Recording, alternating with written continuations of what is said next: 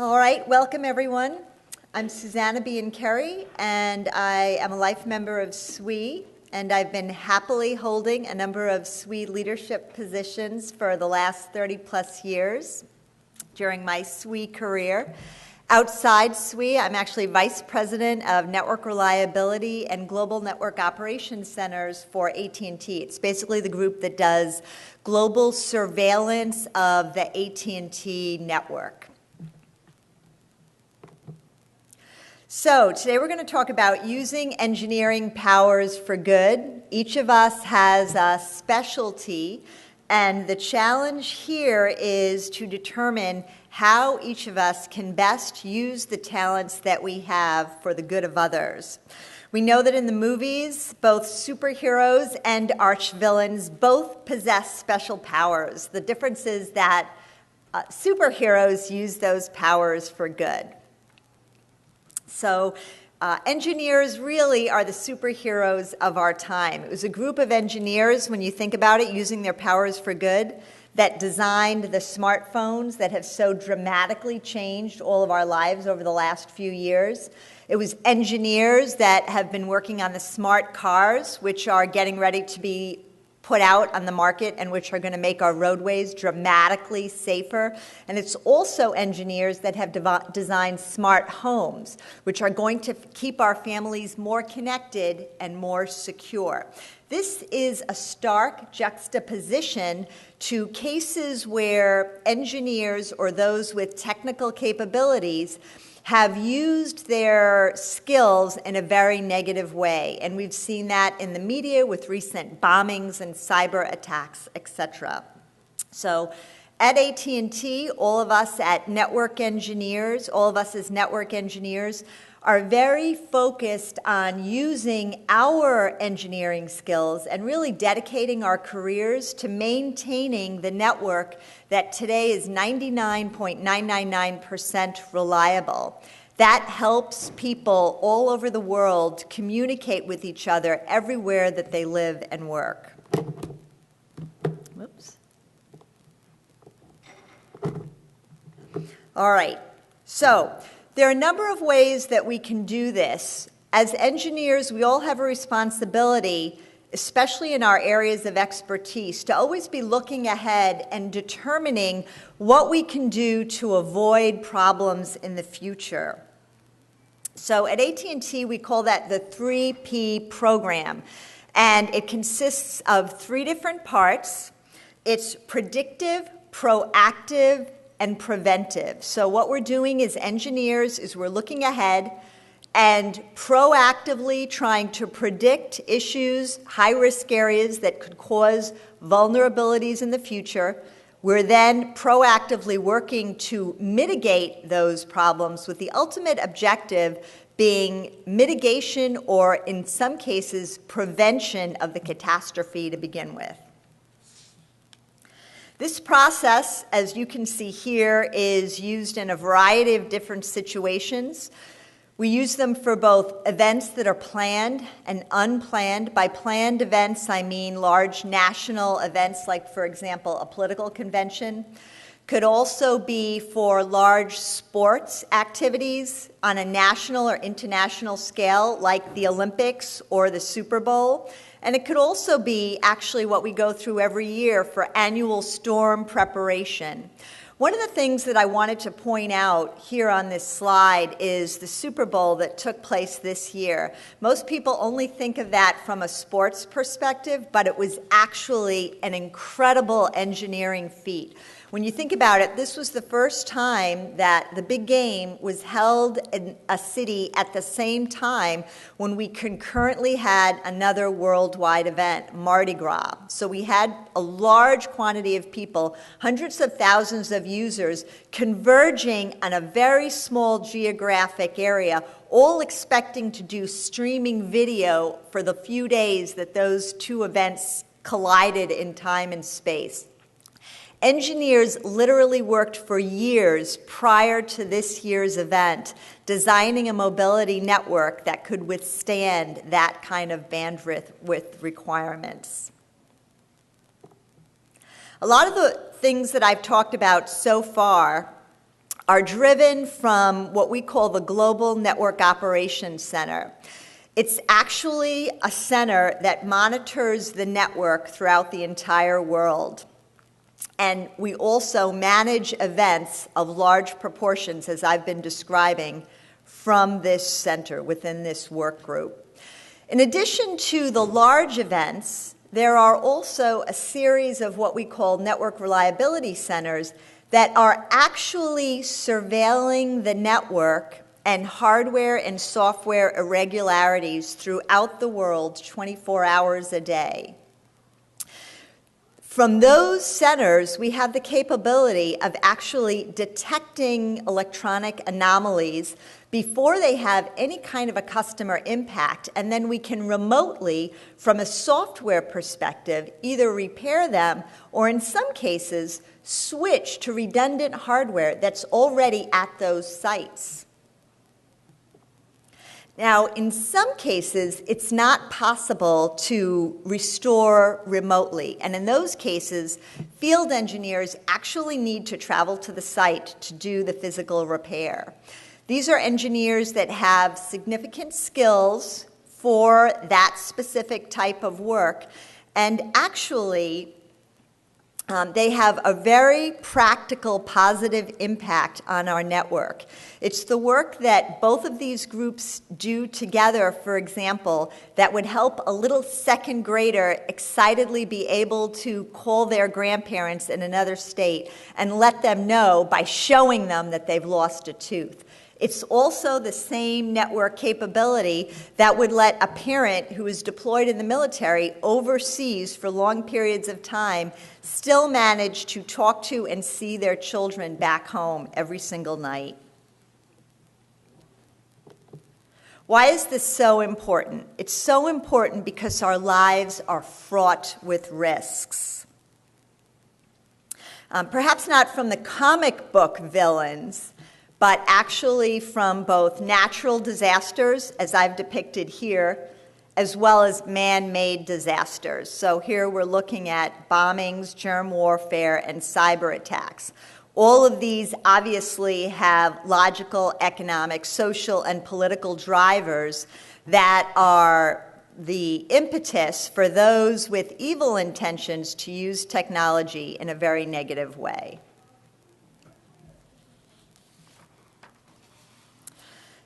So, for those engineers who are unwilling to stand at the sidelines when disaster strikes, there are many opportunities to use their powers for good. For example, one of the things I can think of is AT&T has a program where engineers can actually volunteer to be part of a national disaster recovery plan. It's an elite group of technically talented individuals who actually apply to be part of this group. The National Disaster Recovery Team has been in place since 1991. So far, we've spent about $600 million on this program. Part of this is there are over 330 vehicles, which is what we're seeing on this slide. Most of these are trailers containing the network components, which, when reassembled by the volunteers, will create a network hub that can actually provide working network at the site of a disaster for the first responders and for those living in the stricken area. Also included in this fleet as part of the National Disaster Recovery Team are vehicles that are more practical in nature to bring comfort to those in the stricken areas. So, for example, there are trucks that would carry water, bring blankets, etc. Also part of the fleet are charging vehicles, which we can bring into an area that's been devastated by a storm or a flood, and those still remaining, those citizens remaining in the area can bring any electronic device they have for recharging when commercial power is not available.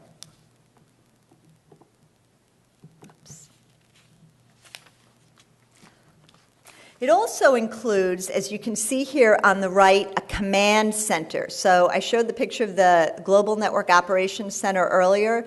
This is obviously a much smaller version of that can be used as a field office at the site of a disaster, and employees can then use that as a home base during the restoration.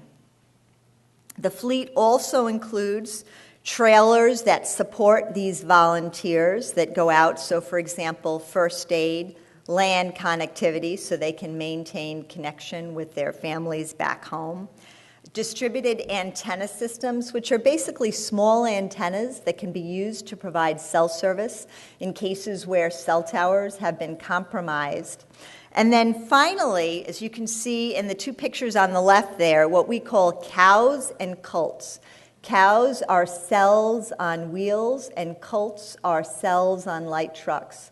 So these can be driven into an area where cell service has been compromised to immediately provide cell service, primarily for the first responders, because in most cases, when the devastation reaches that level, there aren't any citizens left in the area. Cows and cults, for example, were what we used in Moore, Oklahoma, after the recent tornadoes. Also included as part of the fleet are Hazmat trucks. So we do have employees that are part of the team that are specially trained in the handling of hazardous materials. And obviously, all the clothing that they wear has to remain contained. So we have the vehicles that support that as well. Employees volunteer to be first responders, and then they go through a very, very rigorous selection process. So if accepted, then they're expected to participate in 4 exercises per year. Those 4 exercises are held throughout the year, and there are cases where the entire team actually gets together. Usually there is a scenario that they're trying to address, so it could be hazmat, it could be a terrorist bombing, it could be a cyber attack. They don't know before they go into the exercise, and then once deployed, it's like a real-life situation. They have to figure out what the problem is, set up the network, and then do the recovery. So employees volunteer and they participate in the team, but they also have individual responsibilities. When they're not participating in the exercises, independently, they need to take advantage of training opportunities so they can keep their specific skill set current to be able to stay as part of the National Disaster Recovery Team. The employees also obviously are then expected to participate anytime there is an actual emergency, so they would be leaving their families at a moment's notice and then traveling to wherever the disaster site is. So, in closing, part of using our engineering powers for good, my final message to you as engineers who want to be part of the group that's making life better for our fellow citizens, develop technical skills in emerging areas and then work very hard to keep those skills fresh. As you all know, technology changes very quickly, and so our skill sets can become outdated if we are not constantly updating. Take on challenging assignments that mere mortals would not have the courage to pursue. Obviously, for those taking part in this disaster recovery, it requires a lot of courage because both for the exercises and for the real-life events, you never really know what you're walking into. Embrace your natural obsession as an engineer to really dig into the details. For everything that we've talked about today, attention to detail is essential.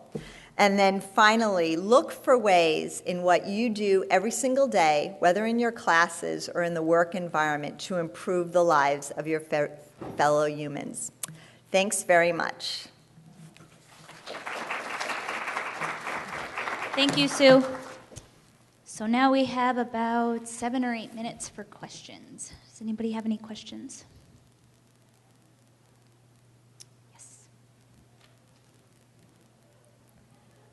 was your response time for the teams you showed us in your presentation? Yeah, the question is, what was the response time? It's actually immediate. So for example, like the Moore, Oklahoma bombings, we're actually, as part of the 3P process, we're watching the weather. We're seeing that there are tornadoes building. We know there's the possibility that they might touch down. And it's actually at that point in time when the process is initiated and we start to gather people together. What are the other major causes for your intervention except for hurricanes and tornadoes? Really, it's a wide variety of things. So, for example, think of any big event that we've had lately, the Boston Marathon bombings, also cyber attacks starting last August. We saw a significant uptake here in the United States with foreign attacks targeted at businesses here in the United States. So there's really a wide variety of reasons, some man-made, some natural.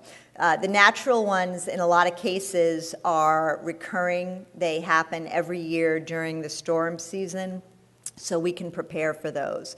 So, for example, prior to hurricane season, we would make sure that all sites had working generators and that the generators were filled with fuel and that we had spare generators located near where the storms might occur. The man-made ones, obviously, are more difficult to predict. Other questions? Yes. Can you give an example of when the hazmat teams would be needed?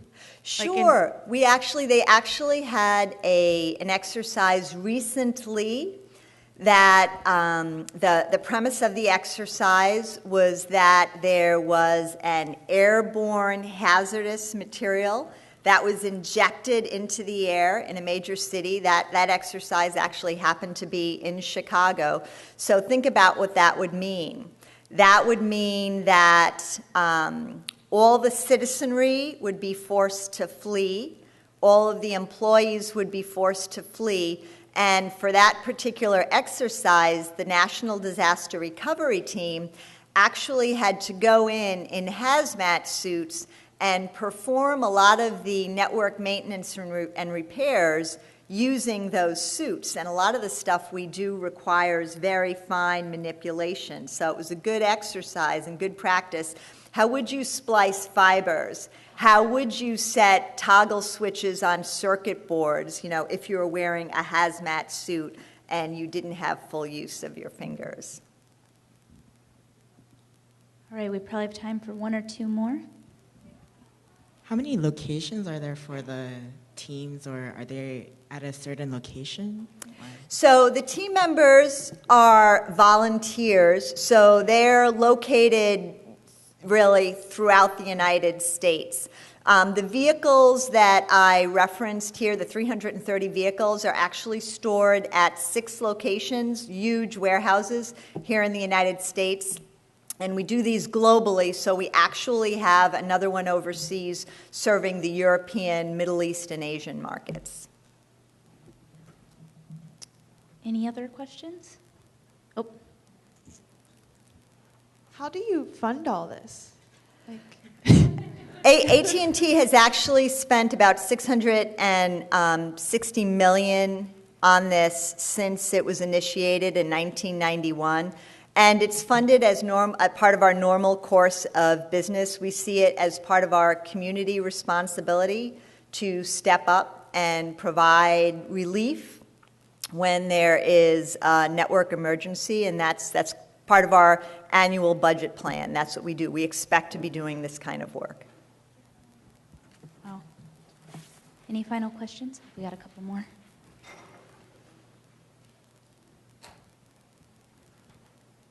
So you mentioned the Boston Marathon bombing. Mm-hmm. What exactly went wrong with the networks in that situation? Actually, there was nothing wrong with the network at that point. However, there was so little information available at that time, and there were reports that people were not able to use their cell phones, so we actually started rolling cows and colts into the area, not really understanding what was going on. But that was an example of a response.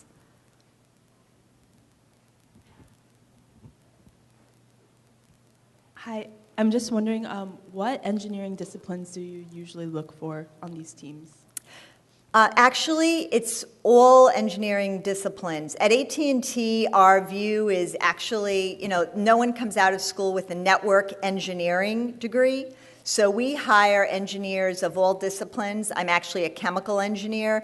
And our view is that when something goes awry, you never really know what the cause is. But if you have engineers from many different disciplines working together on the solution, you'll find that solution more quickly. So wide variety of backgrounds.